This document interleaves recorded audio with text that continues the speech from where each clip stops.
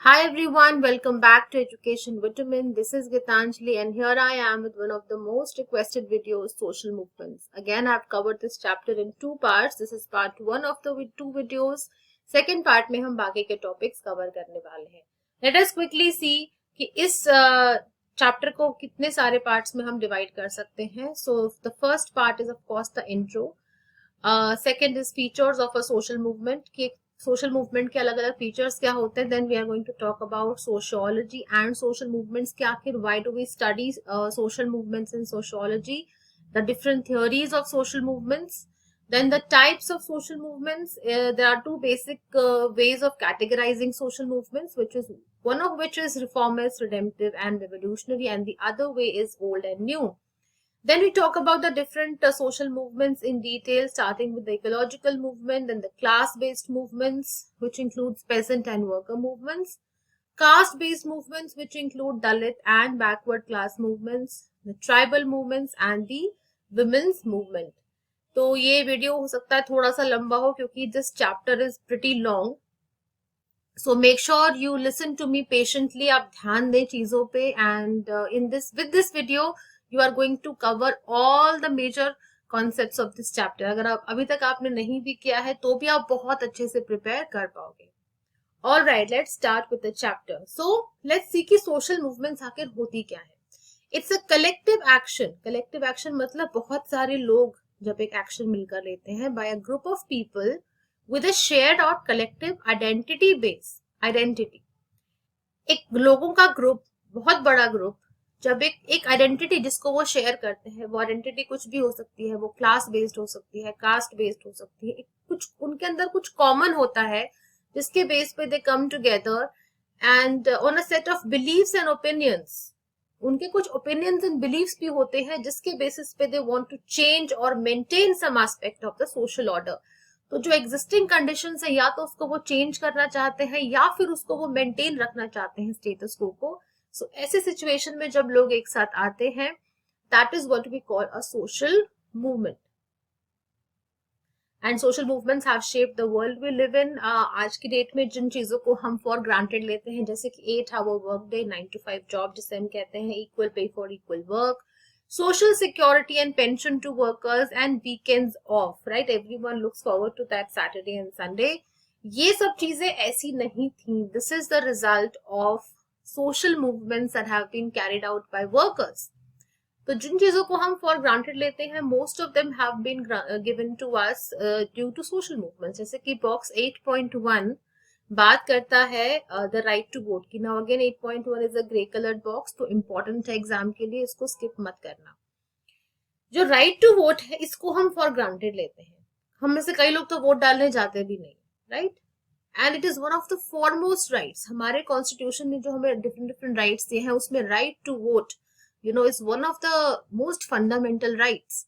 इसको हम universal adult franchise भी कहते हैं. Means everyone in this country who's above 18 years of age, regardless of their caste, class, gender, financial status, they get the right to vote. We get the right to choose our representatives, right?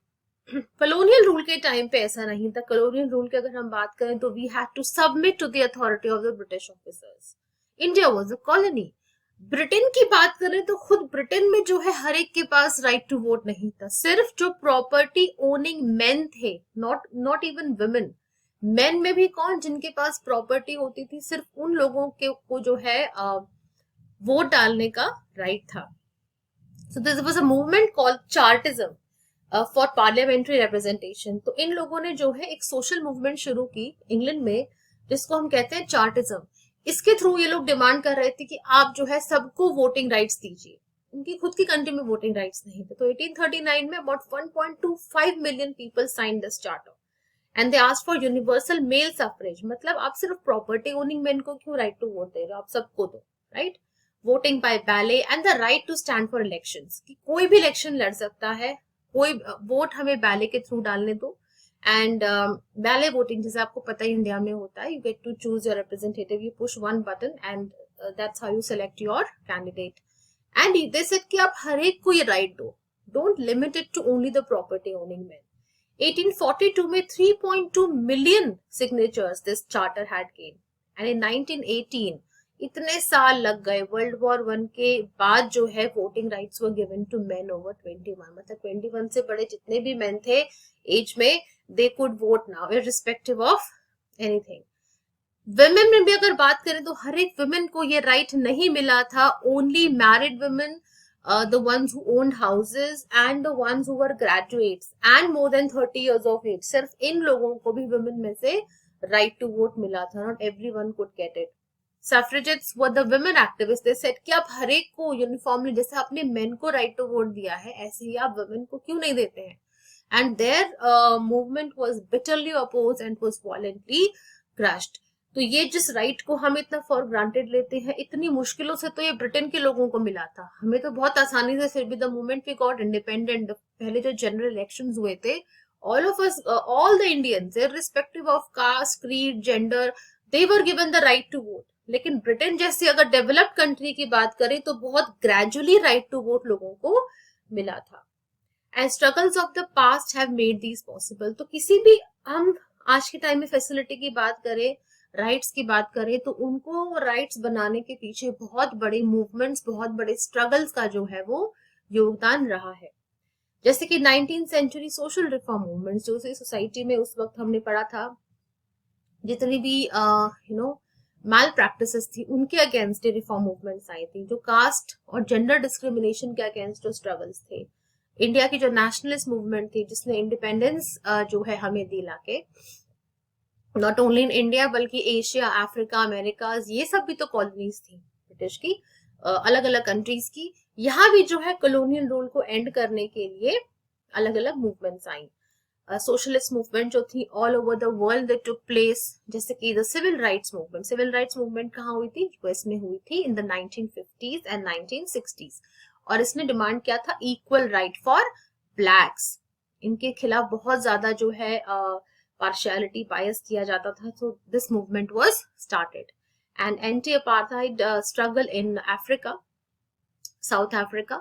So you see that historically social movements have always changed the world. Not only they change societies, but they also inspire other social movements. अगर world के किसी एक हिस्से में कोई social movement चल रही है तो डेफिनेटली उसका जो असर है वो बाकी हिस्सों में, बाकी कंट्रीज में भी जरूर आता है। जैसे कि इंडियन नेशनल मूवमेंट ने जो है इंडियन कॉन्स्टिट्यूशन के बनने में बहुत बड़ी अहम भूमिका निभाई, और इंडियन कॉन्स्टिट्यूशन ने तो जो है हमारी पूरी तरह से सोसाइटी को, हमारी सोशल नॉर्म्स को पूरी तरह बदल के रख दिया with its rights and other things. Okay, so this is how social movements have historically been important. ये तो हो गया इंट्रोडक्शन कि सोशल मूवमेंट्स होती क्या है और कैसे इन्होंने दुनिया को बदला है, क्या इनकी इंपॉर्टेंस है। अब बात कर लेते हैं फीचर्स की, राइट। तो एक छोटी सी, मान लो कोई प्रोटेस्ट हो जाती है, कुछ लोग इकट्ठे होते हैं, तो वो सोशल मूवमेंट नहीं होती है। सोशल मूवमेंट के लिए सबसे पहली जो चीज होती है, the first condition, the first characteristic for anything to be called a social movement is sustained collective action over time. मतलब कलेक्टिव एक्शन, बहुत सारे लोग एक साथ मिलकर आए एंड दे सस्टेन इट, बहुत लंबे टाइम तक वो चीज चलनी चाहिए। प्रोटेस्ट क्या होती है? प्रोटेस्ट बहुत स्पॉन्टेनियस होती है कि कोई इशू हुआ एंड कहीं पे एक प्रोटेस्ट स्टार्ट हो गई, right. They are not properly organised and they flare up, एकदम से वो शूट अप होती है and they die down also that easily. तो ये सोशल मूवमेंट्स नहीं कहलाएंगे, they are called protests. Social movements जो होते हैं they are often directed against the state, मतलब गवर्नमेंट की जो पॉलिसीज हैं उनके खिलाफ ये डायरेक्टेड होती हैं, and the demand changes in the state policy या प्रैक्टिस। तो इनकी ऑफन जो डिमांड देखी जाती है वो ये कि मान लो कोई लॉ पास हुआ है या कोई भी ऐसी चीज है जो लोगों को लग रहा है कि it's against their basic rights, it's infringing upon their human rights, तो इट्स कॉजिंग इनइक्वालिटी, तो लोग उसके लिए सोशल मूवमेंट स्टार्ट करते हैं। The second characteristic after this is that the collective action must be organized. तो एक organization proper का होना बहुत जरूरी है। उसमें लीडरशिप भी हो सकती है, एक प्रॉपर स्ट्रक्चर भी हो सकता है जिसमें एक प्रॉपर हायरार्की हो कि कौन उस सोशल मूवमेंट को जो है डायरेक्ट कर रहा है, कौन उसको कंट्रोल कर रहा है। So some degree of organization has to be there. Then all the people who are taking part in the social movement, they have shared objective. उनका जो goal है, जो objective है, that is shared by everyone, and their ideologies are almost also the same. The aim at bringing changes on a public issue, जैसे कोई भी मान लो suppose for example लेते हैं कि ट्राइबल पॉपुलेशन का राइट है टू यूज द फॉरेस्ट। आपको पता है कि ब्रिटिशर्स ने कैसे उनकी फॉरेस्ट को इंक्रोच करके उनको फॉरेस्ट में इवन एंट्री करने से बंद कर दिया था। तो अगर हम ट्राइबल्स की बात करें तो एक पब्लिक इशू, बहुत इंपॉर्टेंट पब्लिक इशू है कि ट्राइबल्स को उनकी फॉरेस्ट को यूज, बिकॉज उनका पूरा लाइवलीहुड जो है फॉरेस्ट पे डिपेंडेंट होता है। या फिर हम बात करें कि किसी मान लो डेवलपमेंटल प्रोजेक्ट की वजह से people are displaced from where they've been living for thousands of years, right. उनका भी तो राइट है कि अगर आप उनको डिस्प्लेस कर रहे हो तो you need to settle them down also. आप उनको कंपनसेशन दो प्रॉपर, आप उनको सेटल डाउन करो। So these are a few examples, public issues जिन पे social movements हो सकती हैं। Social movements seek to bring social change and counter movements होती हैं कि जैसे social change का social movement क्या करेगी, जो existing conditions है उनमें change लाने की कोशिश करेगी।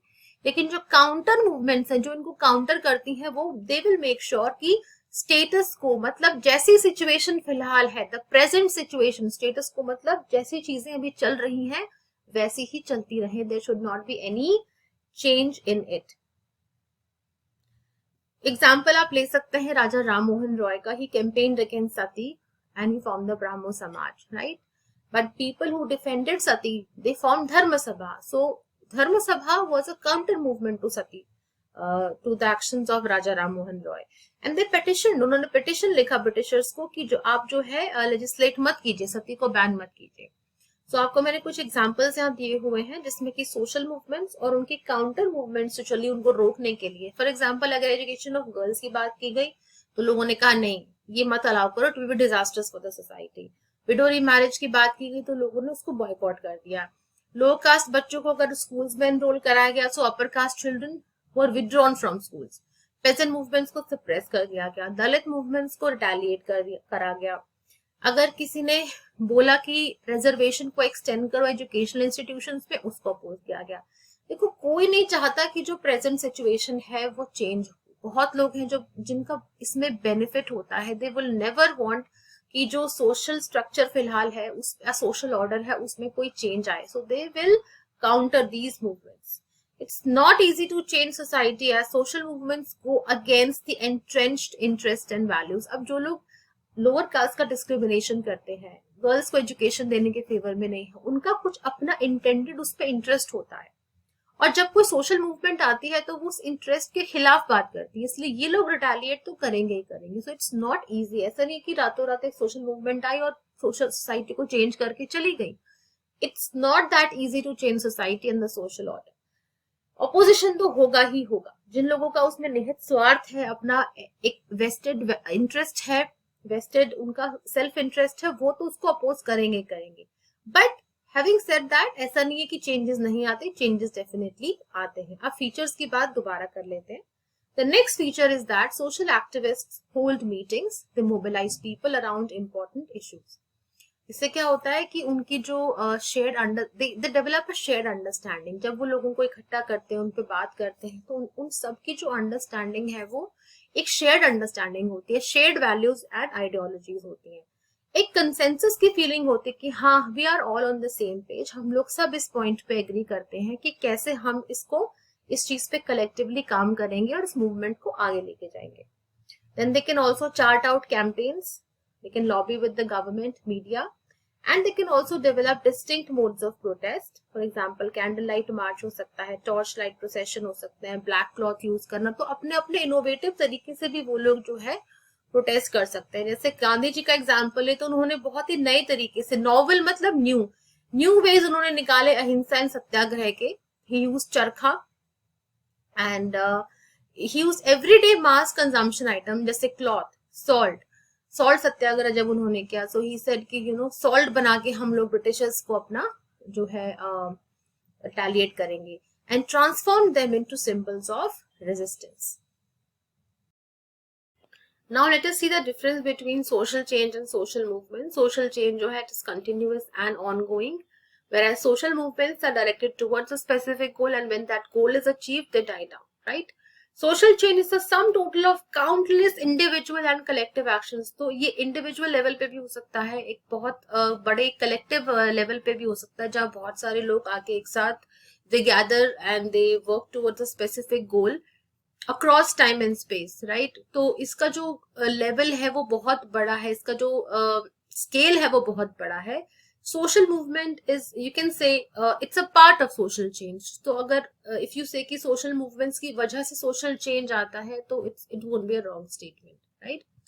Then social change is a broader term and social movement is a narrower concept as compared to social change. Example social change का होगा sanskritization, westernization, इनके बारे में हम डिटेल में ऑलरेडी बात कर चुके हैं अपने प्रीवियस वीडियोस में। एंड सोशल मूवमेंट का एग्जांपल आप दे सकते हैं 19th century social reform movements. Now moving on to topic number 2, sociology and social movements की आखिरकार हम सोशियोलॉजी में सोशल मूवमेंट्स को पढ़ते क्यों हैं? Why do we study social movements? See, sociology has always been interested in studying social movements since the very beginning. बात अगर हम करें फ्रेंच रेवोल्यूशन की, which took place from 1789 to 1799, बहुत सारी movements जो थी, they were aimed at overthrowing the monarchy and establishing liberty. तो जो किंग का जो रोल था, मोनार्की मतलब rule of the Kings, right, तो उसको ओवरथ्रो करने की तरफ ये फ्रेंच रेवोल्यूशन डायरेक्टेड था, और इक्वालिटी, लिबर्टी जो है उसको इस्टेब्लिश करने का एम इसका था। सो वहां से अगर हम स्टार्ट करें, so there were a lot of social movements that were a part of French revolution also. Industrial revolution की अगर बात करें तो ये भी सोशल मूवमेंट्स की वजह से ही आया था, क्योंकि इंडस्ट्रियल रेवोल्यूशन में क्या हुआ था, ब्रिटेन में एक बहुत बड़ा सोशल अपहीवल आया था। मतलब ब्रिटेन की जो सोसाइटी थी, जो सोशल स्ट्रक्चर था, उसमें बहुत बड़ा चेंज इसकी वजह से आया था। जितने भी पुअर आर्टिजन्स थे, लेबरर्स थे, जब इंडस्ट्रियल रेवोल्यूशन आया तो इन्होंने क्या किया, थे लेफ्ट कंट्री साइड, उन्होंने अपने गांव छोड़ के और सिटीज में काम की तलाश में लोग जाने लगे, क्योंकि वहां पे इनको जॉब्स की अपॉर्चुनिटीज दिखाई दे रही थी। But when they went there, वहां की जो वर्क कंडीशंस थी, they were inhuman conditions, right.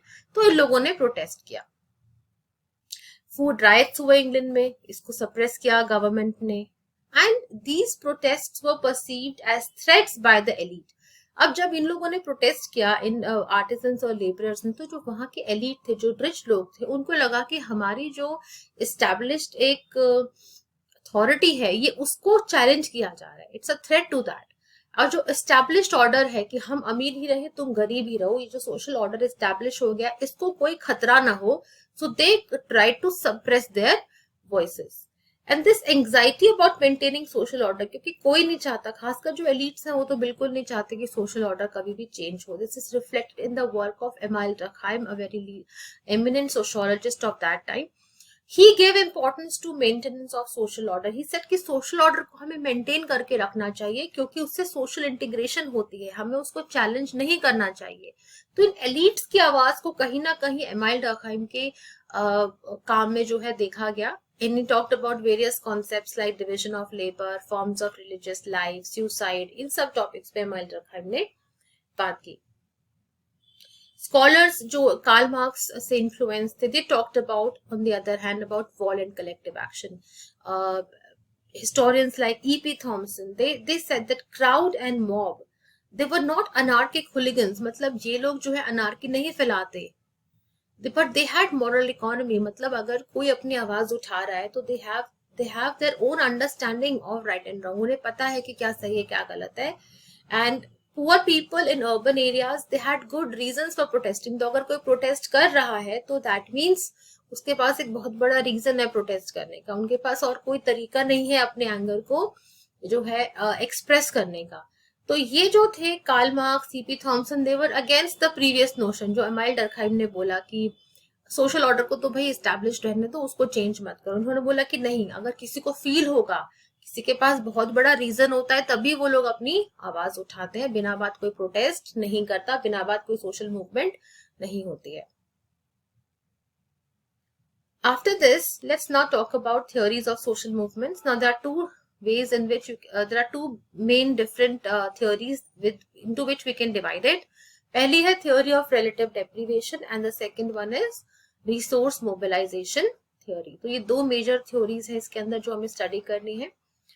Talking about theory of relative deprivation, इस थ्योरी में बोला जाता है that social conflict arises when a social group feels that it is worse off than others around it. तो जब भी किसी सोशल ग्रुप को ऐसा लगता है, रिलेटिव डेप्रिवेशन मतलब दूसरों के कंपैरिजन में डिप्राइव्ड फील करना as compare to other people, तो जब किसी भी सोशल ग्रुप को ऐसा लगता है कि हमारी सिचुएशन औरों के कंपैरिजन में बहुत बुरी है, वी आर डिप्राइव्ड, तभी सोशल कॉन्फ्लिक्ट होता है.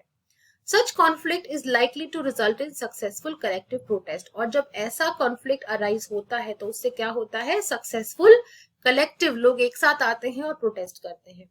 Emphasizes the role of psychological factors. तो जब भी किसी को collectively act करना है, when they feel कि हम लोग हमारे against, हमारी community के against historically हमें exploit किया गया है, they need to have a certain level of resentment and rage मतलब बहुत ज्यादा गुस्सा उनके अंदर होना जरूरी है, only then it will culminate into a social movement. लेकिन इस थ्योरी की एक बहुत बड़ी लिमिटेशन ये है कि परसेप्शन ऑफ डेप्रिवेशन में be a necessary condition but they are not a sufficient reason, कि सिर्फ इसलिए कि क्योंकि किसी को फील हो रहा है कि हम औरों के कंपैरिजन में डिप्राइव्ड है, ये अपने आप में एक बहुत बड़ा रीजन नहीं है किसी सोशल मूवमेंट को स्टार्ट करने के लिए.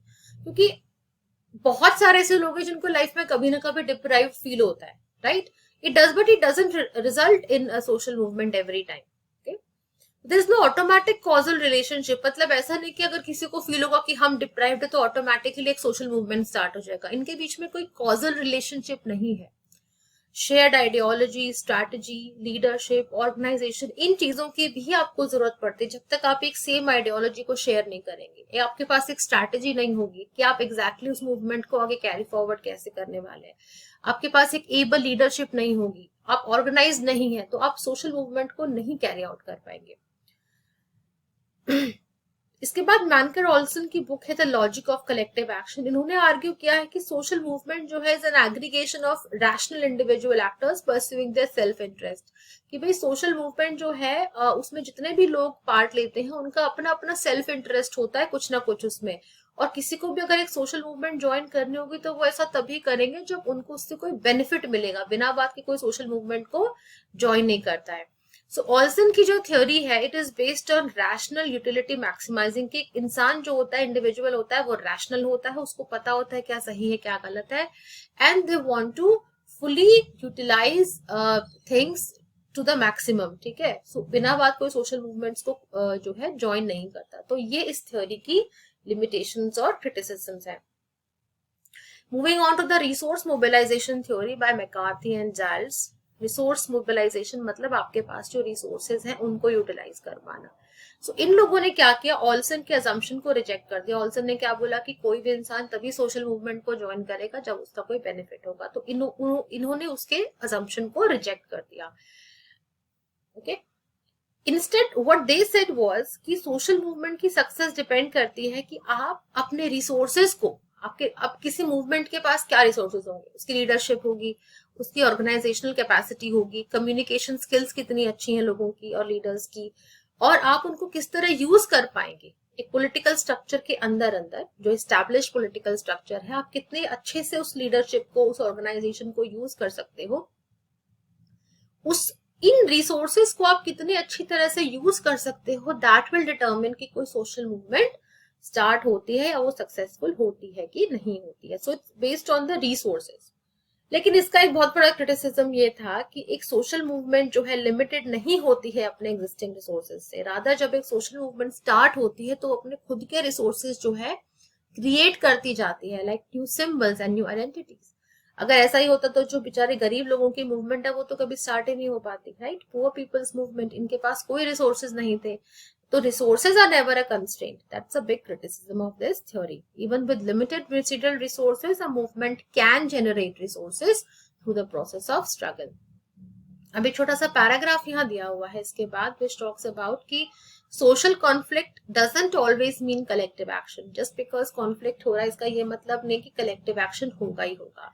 अगर collective action होना है, लोगों को एक साथ आके अपनी आवाज उठानी है, there has to be organization, leadership, एक क्लियर आइडियोलॉजी और सबसे ऊपर a common feeling of being oppressed. जब तक ये चीजें एग्जिस्ट नहीं करेंगी तब तक सोशल मूवमेंट कोई स्टार्ट नहीं हो सकती। And more often than not people realise that they are being exploited, लेकिन लोग उसको चैलेंज नहीं कर पाते। उन्हें महसूस तो होता है, but they find themselves handicapped, they find themselves unable to do anything.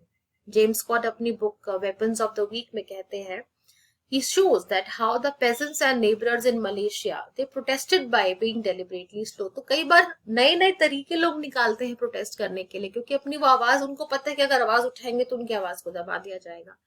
तो जो पेजेंट्स थे, लेबरर्स थे मलेशिया में, उन्होंने कैसे प्रोटेस्ट किया? उन्होंने अपने काम को बहुत धीरे धीरे करना शुरू कर दिया। They deliberately slowed down the pace of their work. So this is an everyday act of resistance, कि बिना आप जो है कलेक्टिव एक्शन किए, बिना कोई बहुत बड़ा प्रोटेस्ट किए भी आप अपना जो पॉइंट ऑफ व्यू है दूसरों के सामने रख रहे हैं।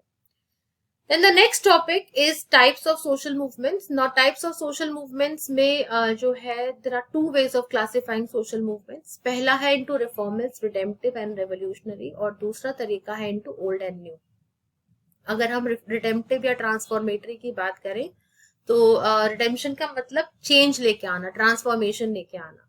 So redemptive जब भी कोई social movement होती है वो क्या करती है कि अब पर्सनल जो कॉन्शियसनेस होती है, एक्शंस होते हैं, अपने इंडिविजुअल मेंबर्स की जो कॉन्शियसनेस है उसको वो चेंज करने की कोशिश करते हैं, उनके एक्शंस को चेंज करने की कोशिश करते हैं। फॉर एग्जांपल जो एजावा कम्युनिटी है केरला की, they were led by their Narayana Guru to change their social practices. तो जब आप अपने पार्टिसिपेंट्स की, जो भी आपके इंडिविजुअल मेंबर्स हैं, उनकी कॉन्शियसनेस को चेंज करने की थ्रू मूवमेंट लाते हो, that is called as redemptive और ट्रांसफॉर्मेटरी।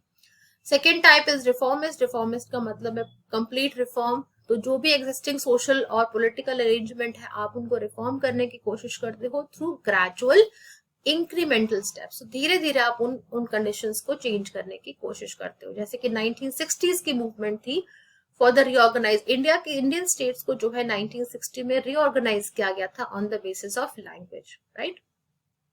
तो ये एक रिफॉर्मिस्ट सोशल मूवमेंट थी। Then जो recent right of information campaign है, this is another example of such a movement. The third type is revolutionary. Revolutionary का मतलब होता है क्रांति लाना. So they attempt to radically transform the social relations. तो रातों रात जो है they try कि जो भी social order है, social relations है, वो रातों रात change हो जाए, often by capturing the state power. Example है इसका बॉल्शेविक रेवोल्यूशन, या इसको हम रशियन रेवोल्यूशन भी कहते हैं, टुक प्लेस फ्रॉम 1917 to 1923। उन्होंने रातों रात क्या किया था, जो जार था वहां का, जो किंग था, उसको डिथ्रोन कर दिया था, and they try to create a communist state. तो जब रातों रात ओवरथ्रो होती है पावर, एक नया सोशल ऑर्डर क्रिएट करने की कोशिश की जाती है, we call that as revolutionary movement. India में जो नक्सलाइट मूवमेंट है, ये भी इसी का एग्जाम्पल है, बिकॉज नक्सल्स जो होते हैं they seek to remove oppressive landlords. In fact landlords का जो ऑपरेसिव नेचर था, that was one of the reasons why the Naxal movement was born. तो जो भी स्टेट ऑफिशियल्स हैं या जो लैंडलॉर्ड्स हैं ऑपरेसिव, उनके खिलाफ ये मूवमेंट है। Most movements are a mix of redemptive, reformist and revolution. तो ऐसा नहीं कि आप किसी मूवमेंट को या तो रिडेम्पटिव बोल सकते हो या रिफॉर्मिस्ट, ऐसा नहीं होता। Most of them are a mix of all these. The orientation of a social movement may also change. तो ऐसा नहीं कि अगर मान लो कोई एज अ रिडेम्पटिव शुरू होती है सोशल मूवमेंट, वो बाद में जाके रिफॉर्मिस्ट या रेवोल्यूशनरी एस्पेक्ट भी टेकअप कर सकती है, right. So it can start in some other form, it can transform into some other form. It may start from a phase of mass mobilization and then becomes more institutionalized. मतलब वो एक मास से लेके मास, बहुत बड़े लोगों, बहुत ज्यादा लोगों के साथ वो शुरू हो सकती है, and then later on it can become more organised. Institutionalised का मतलब बाद में जाके वो ज्यादा ऑर्गेनाइज्ड भी मूवमेंट हो सकती है। This is called as move towards social movement organisations.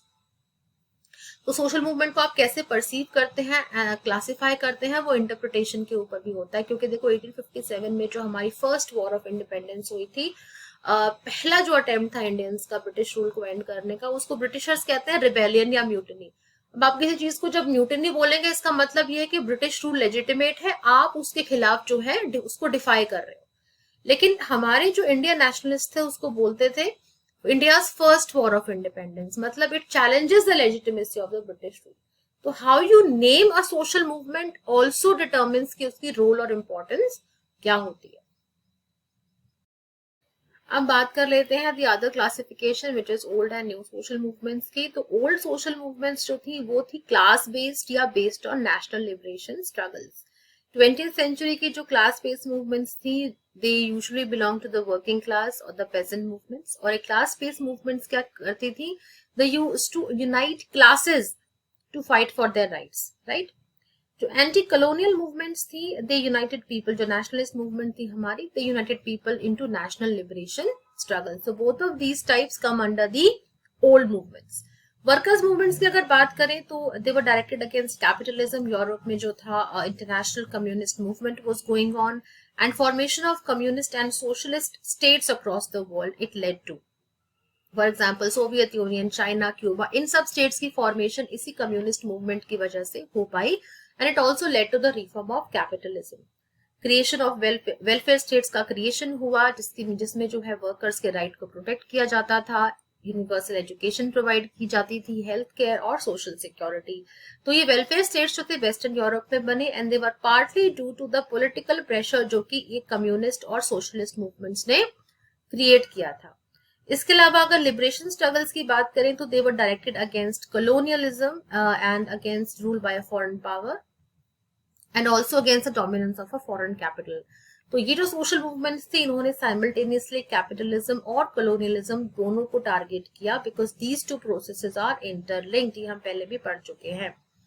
Now, let's talk about the new social movements. New social movements towards the end of the Second World War जो था empires का end हो रहा था and nation states की जो है formation start हो गई थी। Nation states क्या होते हैं मैं आपको already बता चुकी हूँ अपने previous lectures में, you can refer to that. Nationalist movements थी, they were happening in India, Egypt, Indonesia और इस वजह से जो है independent nation states की creation हो रही थी।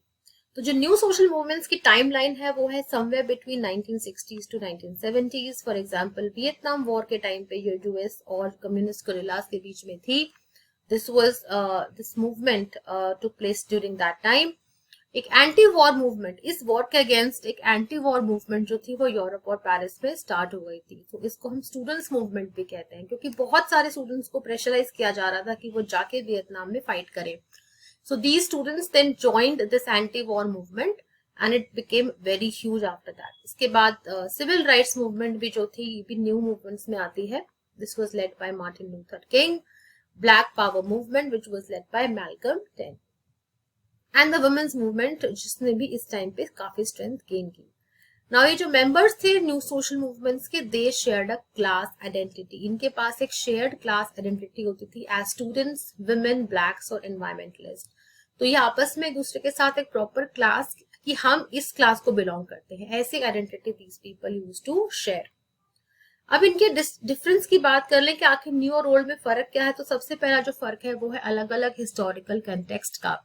ओल्ड सोशल मूवमेंट जो थी इनमें नेशनलिस्ट मूवमेंट और वर्किंग क्लास मूवमेंट आती है। नेशनलिस्ट मूवमेंट ने ओवरथ्रो किया कॉलोनियल पावर्स को और वर्किंग क्लास मूवमेंट ने डिमांड की better wages and better living conditions. Second जो डिफरेंस है वो ये है कि ओल्ड सोशल मूवमेंट्स जो थी पावर रिलेशंस को रीऑर्गेनाइज, मतलब जो पावर एग्जिस्टिंग पावर रिलेशंस है उनको रीऑर्गेनाइज करने की बात करती थी, दैट वाज देयर सेंट्रल गोल। लेकिन न्यू सोशल मूवमेंट्स का ऐसा कोई गोल नहीं था। they were not about changing the power relations but about the quality of life issues। चाहे वो स्टूडेंट्स की लाइफ क्वालिटी लाइफ हो, चाहे वुमेन की हो, चाहे एनवायरमेंटल इश्यूज हो, क्वालिटी ऑफ लाइफ की ये लोग बात करते थे। The third point of difference is old social movements they function with in the framework of political parties. तो चाहे वो इंडियन नेशनल कांग्रेस हो, चाहे कम्युनिस्ट पार्टी ऑफ चाइना हो जिसने जो चाइनीज रेवोल्यूशन लेके आई थी, यहाँ पे पॉलिटिकल पार्टीज का रोल बहुत ज्यादा होता था। Political scientist Rajni Kothari also talks about the surge मतलब इंक्रीज होना social movements in India in 1970s due to the growing dissatisfaction with parliamentary democracy. तो बहुत ऐसे लोगों के सेक्शंस थे जो इससे उनको लगता था कि ये जो पॉलिटिकल पार्टीज हैं ये प्रॉपरली हमारे इंटरेस्ट को आगे नहीं रख पाती हैं। So according to him institutions of the state were captured by the elites. कुछ ही लोगों का जो है इस पे कब्जा है इंस्टीट्यूशंस का, स्टेट के इंस्टीट्यूशंस पे, और ये जो पॉलिटिकल पार्टीज है ये इफेक्टिवली हमारी वॉइसेस को नहीं आगे रख पाती हैं। एज अ रिजल्ट क्या हुआ, लोगों ने जो है नॉन पार्टी पॉलिटिकल फॉर्मेशन करनी शुरू कर दी in order to put pressure on the state, people who were not satisfied. तो आज सिविल सोसाइटी को जो है it consist of both the old social movements जो पॉलिटिकल पार्टीज को रिप्रेजेंट करता है and the new national non government organisations, women groups and tribal activists.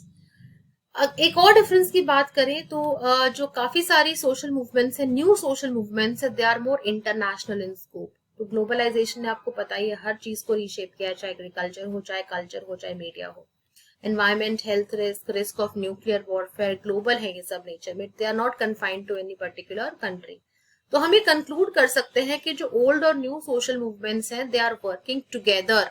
ये अलग अलग नहीं है, कि एक साथ ही काम कर रही हैं in new alliances such as World Social Forum that have been raising awareness about the hazards of globalization.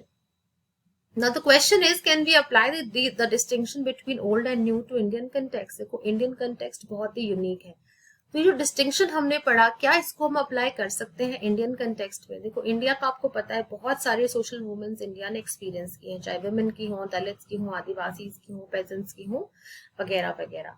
But question ये है कि ये न्यू सोशल मूवमेंट्स है कि ओल्ड सोशल मूवमेंट है। केएल होमपेट अपनी बुक में बोलती हैं कि उनकी बुक का नाम है reinventing revolution. So she says that these movements are about the concerns about social inequality. India में जितनी भी मूवमेंट्स हुई हैं, they are more about the social inequality and unequal distribution of resources. कि सबको एक जैसे रिसोर्सेज जो है वो नहीं मिले, there is social inequality. Peasant movements की बात करें तो वो बात करती हैं कि हमारे प्रोडक्ट के लिए हमें बेटर प्राइसेस मिले, सब्सिडीज को आप मत हटाइए। दलित मूवमेंट्स बात करती हैं, they are formed against exploitation by the upper caste landlords and the money lenders जो कि उनको exploit करते आए हैं। Women's movement are directed towards ending gender discrimination in workplace and within the family. At the same time, ये जो movements हैं, they are not just about old issues of economic inequality and neither are they along the class lines. तो इसमें ना तो old के characteristics नहीं है पूरी तरह, ना ही new के पूरी तरह characteristics है, कहीं ना कहीं दोनों का mix है। अगर हम इंडियन कंटेक्स्ट की बात करें, identity politics, cultural anxieties, aspirations और भी बहुत सारी चीजें हैं जो कि इन सोशल मूवमेंट्स को क्रिएट करने में बहुत अहम रोल प्ले करते हैं। जैसे कि आइडेंटिटी पॉलिटिक्स, किसी एक पर्टिकुलर आइडेंटिटी के अराउंड पॉलिटिक्स खेलना, कल्चर को लेके anxiety, aspirations, right. Often they unite participants across class boundaries. For example, अगर कोई मूवमेंट वुमेन्स मूवमेंट होती है तो वो अर्बन मिडिल क्लास फेमिनिस्ट के साथ साथ पुअर पेजेंट वुमेन को भी यूनाइट करेगी। And regional movements for separate statehood जब डिमांड करते हैं स्टेट अपने लिए सेपरेट स्टेटहुड, रीजनल मूवमेंट्स जब होती रहते हैं, they bring people from different groups who do not share any class identity. तो यहाँ पे आप देख सकते हैं एक मिक्स है, कहीं पे तो डिफरेंट क्लास आइडेंटिटीज को एक साथ लेके चल रहे हैं सोशल मूवमेंट्स, और कहीं कहीं जिन लोगों की कोई शेयर्ड क्लास आइडेंटिटी नहीं है वो भी आके एक सोशल मूवमेंट में पार्टिसिपेट कर रहे हैं। With this we come to the end of part 1 of this video. बाकी के जितने भी टॉपिक्स हैं, जो भी अलग अलग सोशल मूवमेंट्स हैं, I'm going to cover them in part 2. I hope you like this video. If yes, please subscribe to my channel and share this video with as many people as you can. This is Gitanjali signing off for now. I will see you guys in the next video. Bye bye.